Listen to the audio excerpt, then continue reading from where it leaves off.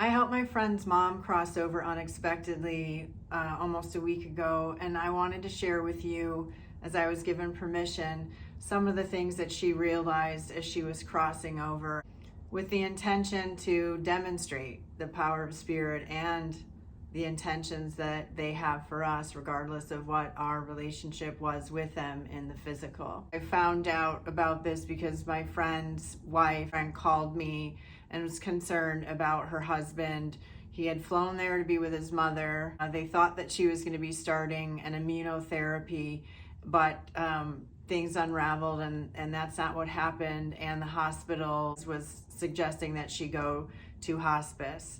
The minute that I heard this, the mother dropped in and started sharing messages with me, which was really beautiful. So I was sharing them with my friend who was on the phone. Scott, I got permission to say his name. He was alone. He had gotten up early and he was alone in the hospital room with his mother.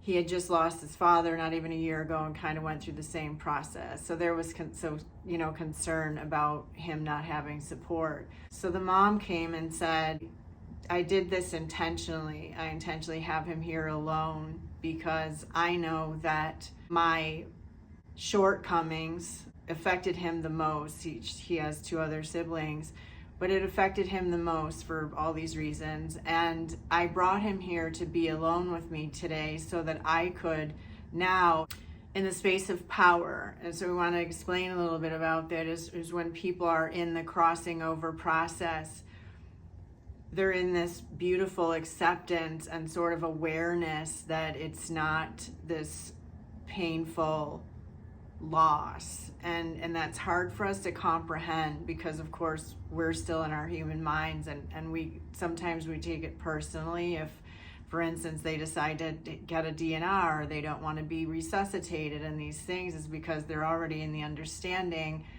and they're already connecting into their higher self and the ones, God, and the loved ones who are coming forward on the other side to welcome them.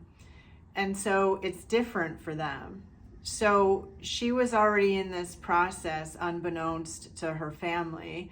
She said, I want to infuse my son with freedom, with the vibration of freedom. And I want it to be in his cells, in his being, as a gift from me because of the effect that I had on him and because of the effect I know I'm currently having on his life, such as he is not really standing in the leadership role and moving his family. They just bought a house in Italy some months ago, and he doesn't feel the freedom to really get in that life vision fully 100%, to move to lead his family. He has 3 children, to Italy.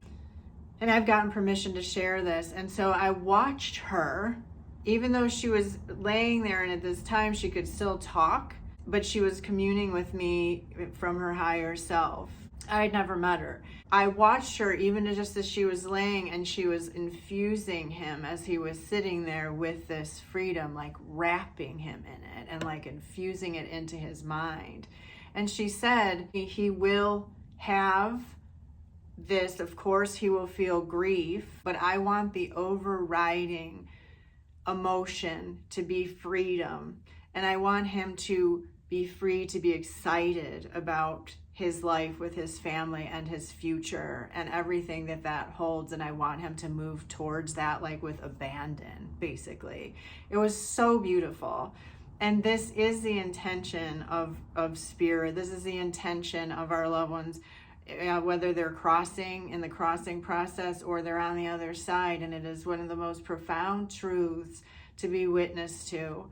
And it's important to know and understand that we are their number one priority, and releasing these things and gifting us in this time is really part of their soul's journey and healing process as well as ours. Then her father appeared the opposite side of my friend in the hospital. His grandfather said, I want you to know you are not in this room alone. You'll never be alone. I'm always with you. And that I have come to take her home.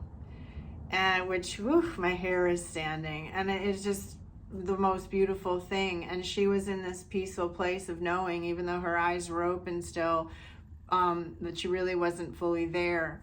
And many times, again, there can be beautiful conversations that seem way out of character. They may even be seeing the loved one as if they're there. I mean, because they're just not in physical form, but there's all kinds of things that are happening in this space.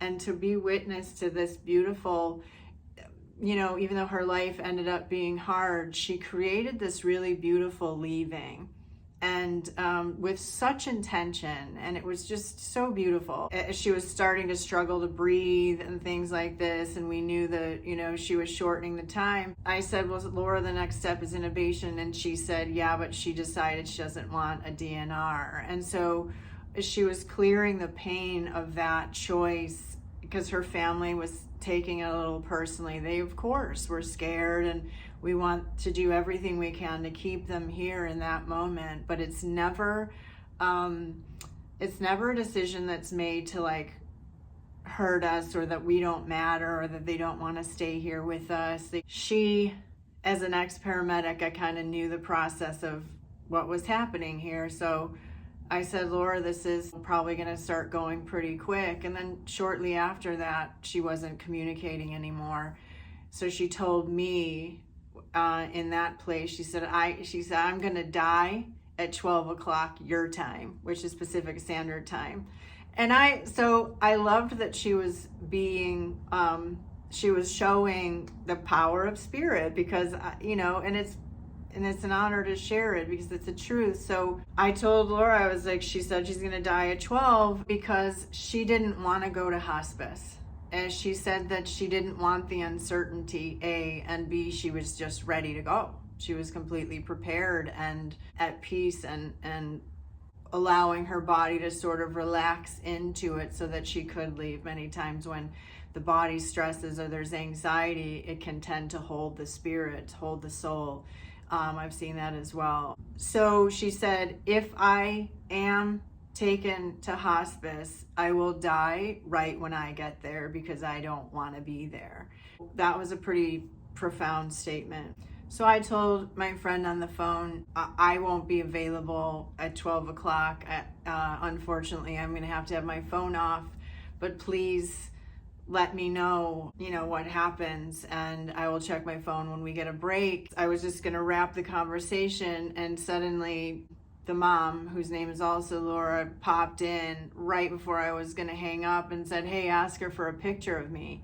And Scott had just sent her one from the room, and I was stunned. And I was like, wait, what? Because the woman in the picture in the bed was not the woman. It didn't look anything like the woman I was communicating with. She was vibrant and had some joy in her heart, and had, beautiful hair, and was, thinner, and all these things. So for a split second, of course, they're like, wait a minute, who am I talking to? And she's like, no, it's me.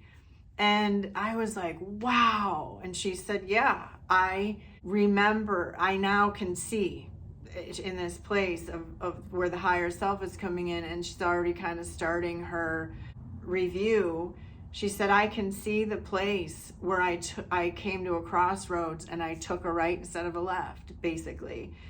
And she said a lot more about that, but that she's happy to go now because she's in the understanding that she couldn't get back on track, and that going back and resetting and healing and clearing and doing the review was the thing that she really wanted to do. And so she was taking that power.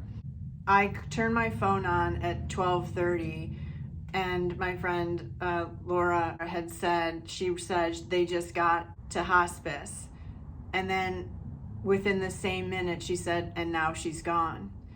So in that moment, I rejoiced and celebrated, and I was like, wow, no, you didn't, girl. And she said, because they dropped in, and she said, sorry I was late dying, because it was 12:15. She said, sorry I was late dying, we got caught in traffic. So the funniest thing is, Laura confirmed, A, that Scott yes, he was in this grieving process, but he also was feeling freedom, and he was talking a lot about Italy and getting and excited about it, and it had all this forward motion thinking in freedom, and that was her intention for him, which was really beautiful. And then he also confirmed that they did get the ambulance that took her. They got caught in traffic and they were 15 minutes late. But she joyfully was like, nailed it, and was playful, which was not how she was able to be in the second half of her life. And lastly, the most powerful message is that she came back to me around 2:30 in the morning, and she was revisiting this crossroads.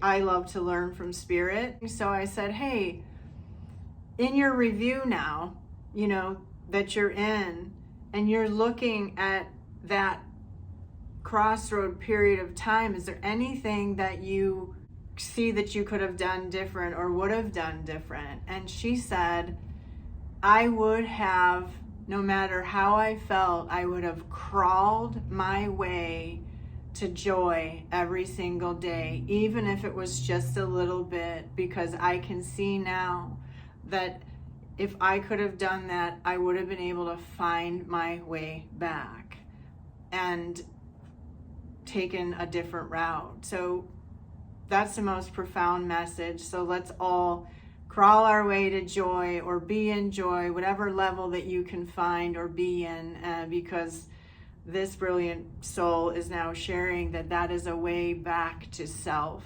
and it's possible.